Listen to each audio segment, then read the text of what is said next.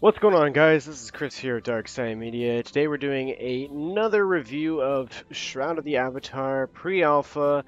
This is update 14. Now, there's been a few changes. Well, I shouldn't say a few changes. There's actually been quite a few changes. A lot of small changes and a few very significant changes. I'm going to go ahead and enter the game here right now, jump into it, show you guys what has changed exactly. We're still playing as Seraphis Thrallwyn.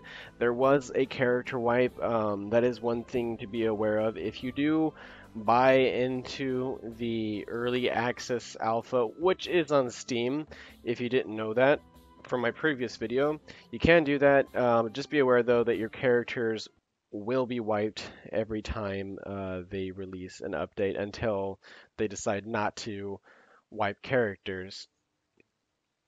So yeah, right now, oh, something's not going right.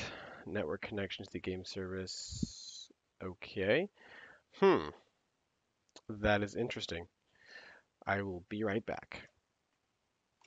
Alright, we're back, guys. Sorry about that. Just a few minor issues, and of course it's alpha, and there are plenty of bugs to be had. I think there's a PvP event going on, or there's been some events going on causing some server load, which in return causes people to, not be able to enter certain areas or not be able to enter the game at all. But I managed to slip my way in here, and now we can get on with what I wanted to show you. So right now we're in Braemar, and this is, I don't remember if I came here in my last video, but this is basically the starter town that you enter. And I wanted to quickly show you one of the largest updates to just this particular version of the game, and that is the new addition of the Braemar banker and town crier. Now every town has their own banker, and this is very, very, very helpful, as you can pretty much store 5,000, I think it's, is it milligrams or tons? I don't know. But you can basically store a lot of stuff. And yeah, so up to basically 1,000 items that weigh 5,000. So this is very nifty. One thing to keep in mind though is that when you bank, for instance, in Braemar, you cannot retrieve your stuff from a different town. You basically bank in the town that you put your stuff in. So keep that in mind. I'm not sure if it's going to stay that way. I kind of like the idea of it. It's more realistic. It doesn't make sense to like in medieval times to be able to have things just wherever you go. So aesthetically, I think it's kind of cool, although I can see how it can be a sort of an inconvenience for people who are used to, being able to access their stuff wherever. But I personally kind of like it. So that is by far one of the biggest changes. This character is going to be more of like a mage fighter. I'm using maces. I'll pull out my weapon right there for you guys. And I'm using different mace abilities or bludgeon abilities, and I'm also using different spell abilities. And I'm going for more of a tanky, sort of mage fighter with lots of stuns. And so far it seems to be working out pretty well. I haven't tried PvP. PvP is the other pretty huge addition to this update. Players are now able to fight each other. I haven't participated in it myself, and unfortunately I will not be able to show you guys any PvP. I could show you the arena, though that does take quite a while to get into. So yeah, I'm gonna go ahead and fight some things, just show you guys some cool little abilities that I have. Combat's still pretty similar from last time. There are a few changes. Wolves now have their own the audio. I don't want to say audio. That sounds terrible. I'm not too familiar with game design terms, but wolves do have their own sound effects. There you go, sound effects. That's what I'm looking for. There you go. You can hear it now. Everything else relatively sounds similar. Here, I'll go ahead and fire one of my ice arrows. Bang. You didn't really get to see that well. I'm gonna go ahead and fire fire one of those again. Let me find another wolf. Here, Wolfie, Wolfie, Wolfie, Wolfie. Where are you at? I do want to cover crafting though, because I've been doing a lot of crafting. Oops, that one did not work. Last video, I briefly mentioned that there were tons of crafting recipes, but I actually want to go ahead and display basically some of the crafting that I have been doing. And I've noticed that crafting is a pain in the butt. Like, in order to make like the armor that I want, and it's not the armor that I'm currently wearing actually, the armor that I need for my character to be fully effective is augmented leather, and currently right now I'm wearing heavy armor, and that's not very good for battle mages because you fizzle a lot. You know, the heavier your armor, the less effective your spells are, and the less chance you have in casting. As you can see down here, there are percent signs that show what your percent chance is of being able to cast that. And when you're moving around, it's lowered as well. And that's another thing to mention actually. Combat now, when you're standing still, you get a little bonus up here. It's called stillness. And as you can see, it's gradually going up, indicating, oh, I just leveled up, indicating that right now, I think it goes up to 5, yeah, it goes up to plus 5% critical chance bonus, and then a minus 25% glyph focus cost, which is actually really helpful if you're just standing still. I really like this. This is a nice addition to combat. It makes using abilities easier when you're standing still because you're not consuming as much focus, which is really awesome. Alright, got 8 points, sweet. Nothing yet in the crafting area, but I'm sure they'll add that soon. And here I'll go ahead and show you kind of what I've put points into so far for all my abilities. But basically the build I'm going for is up bludgeons, and I'm going for as much stuns as possible. I'm not going to max. I may max these out. I don't know.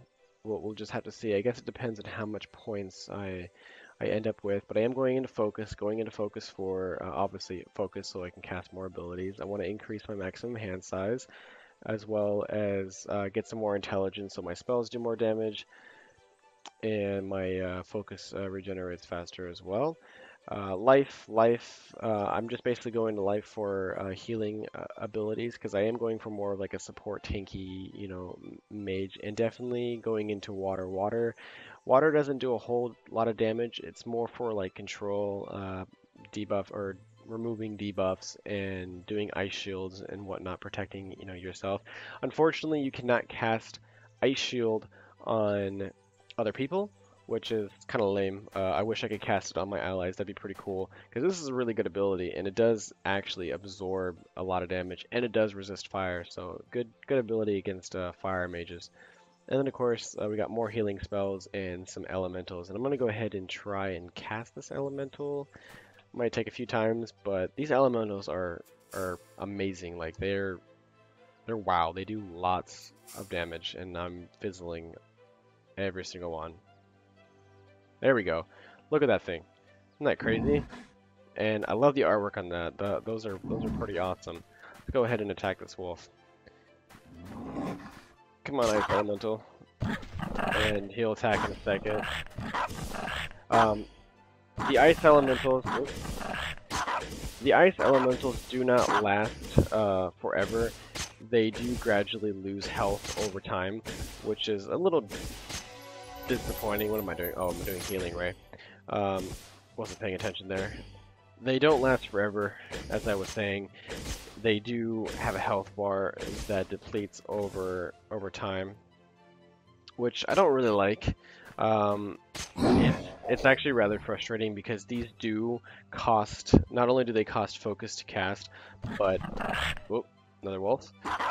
Not only do they cost focus to cast, but they cost regnants, different ingredients to cast them. Now you don't need those ingredients to cast them, but the disadvantage to not having them is you not being able to basically cast it, which is understandable, but it can be a little annoying considering that every single time you cast, you're basically consuming different ingredients, and those can get consumed pretty fast.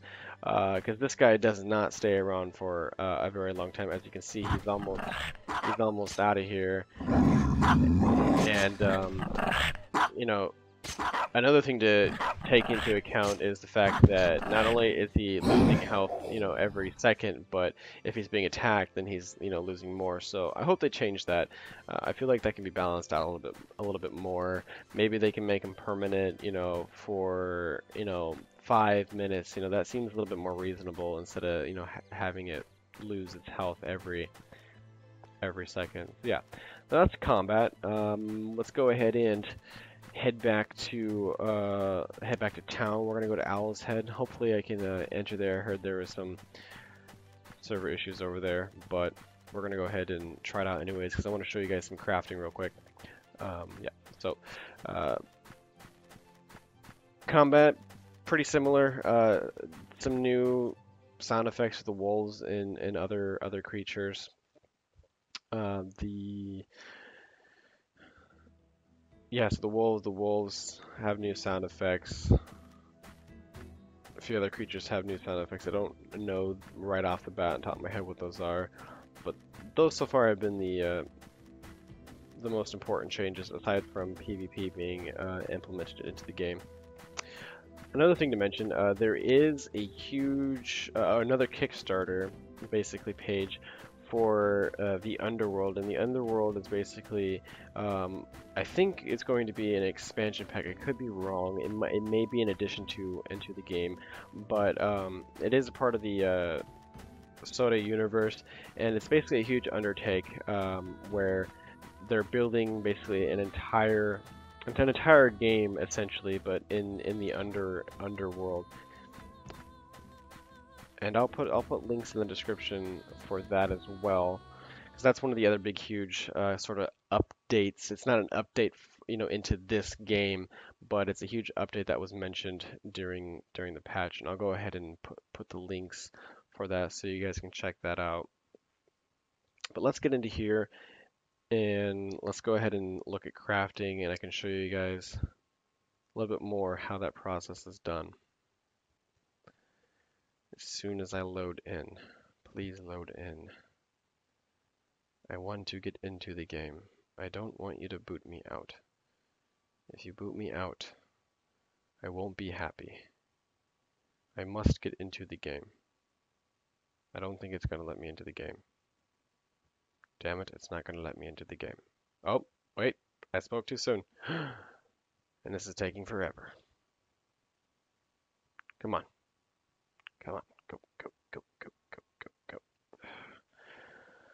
Alright, I'm gonna have to cut this out because this is taking way too long.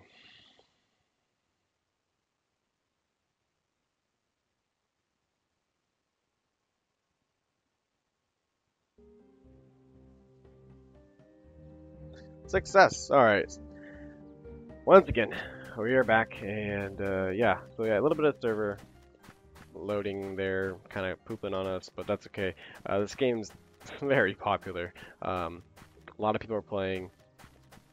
That's another thing, like, if you think that this game isn't going to have a huge launch, it definitely is. The game,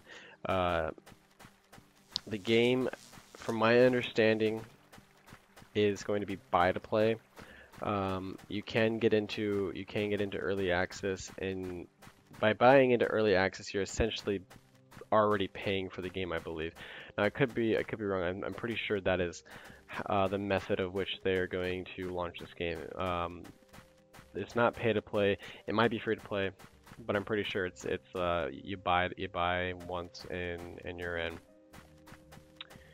All right, let's just move around over here. There's a little bit of lag, lots of server stuff trying to process everything that's going on in this area. And like I said, there's events going on, so and I don't know exactly what those events are.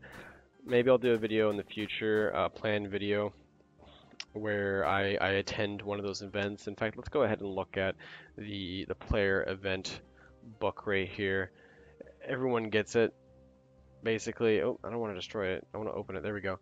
See, today is what is today? Today is February 20th. Okay, this is January. What's February? Here's February.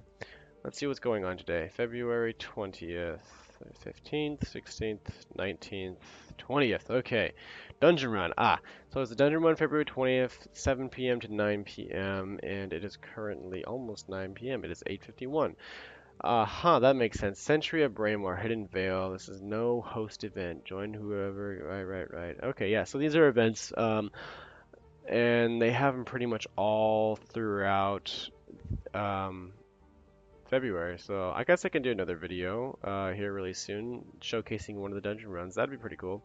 I'll go ahead and do that for you guys. That way you can kind of get a look into the dungeons, and those are really hard to get into. In fact, there are a few in which anyone can go to with that aren't a part of the event. Unfortunately, I'm not the appropriate level for those, so going would be a complete waste of time because I'd probably die unless I was with a party of people. And since I don't have that arranged right now, we'll hold that off for the next video. But let's go ahead and I want to show you some tanning stuff because that is the profession or crafting profession I do plan on doing when the game launches. So I'm gonna go ahead. Looks like we need some chunk of salt. Let me grab the chunk of salt real quick. And you can basically buy any of the crafting stuff that you need from this lady right here, and you can filter the. Oh, I don't want to buy all 99. Wait, how much is that? Oh, geez, that's a lot. Okay, hold Shift and move it, and it'll bring up this where you can basically unstack them. I'm gonna buy 4 just for now, as to show you guys how this works. Thank you very much. And now we can go ahead and craft something. Sorry for the lag. It's annoying, I know.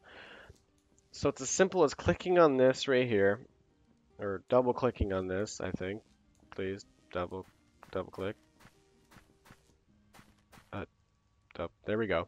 All right. So when you double click, it'll go ahead and put all the appropriate stuff that you need to have in here, and then you just click craft, and boom, there you go. You got supple leather and your tay knife back, and you just click take all, and voila.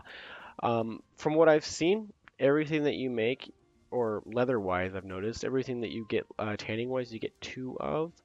That doesn't apply for everything though. Like in the textile table, I've noticed that sometimes when I craft things, I get 3 of that item that I'm crafting.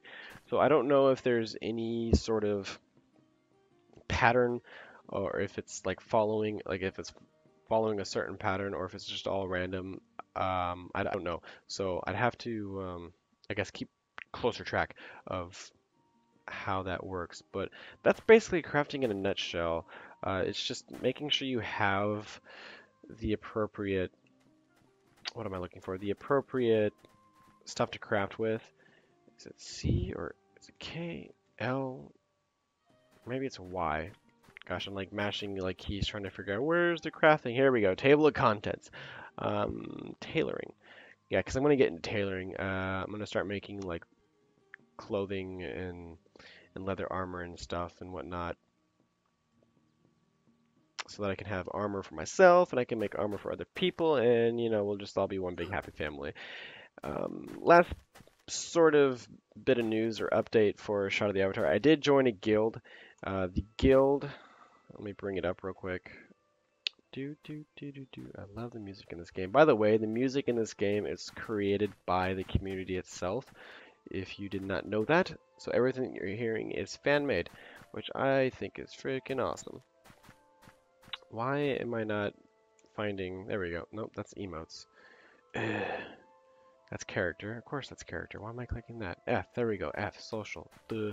I knew that. Anyways, so the Weeping Seven. That is the guild in which I am in, and there are tons of members. Not all of them are online right now, but there are a good majority of people, and tons who are offline. So yeah, if you're interested in joining a guild, if you're in game and you're looking for friendly people who are wanting, or if you're wanting help, anything really, armor, questing, all of that, we are here at your disposal. I'm here, so if you'd like to message me in game, it's Seraphis Thrallin, as you can see at the top right here.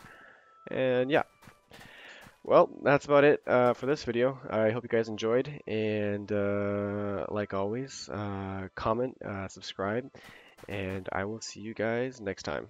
Later.